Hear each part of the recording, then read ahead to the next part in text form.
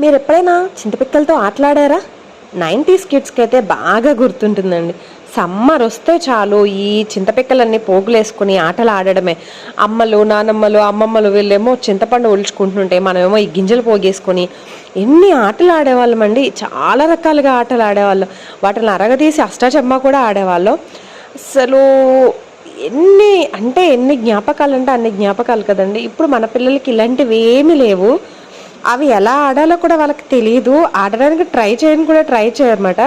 So నేను మా నానమ్మ వాళ్ళ ఇంటికి వెళ్ళాను. నేను కూడా చిన్న పిల్లని అయిపోతానండి. మా నానమ్మ వాళ్ళ ఇంటికి వెళ్ళామంటే వాళ్ళు కూడా మనల్ని అలాగే ట్రీట్ చేస్తారు. మనం ఏదో పెద్దోళ్ళు అయిపోయి పిల్లల్ని కనేసాము అన్న పెద్ద పిల్లలు అన్నట్టు చూడరు.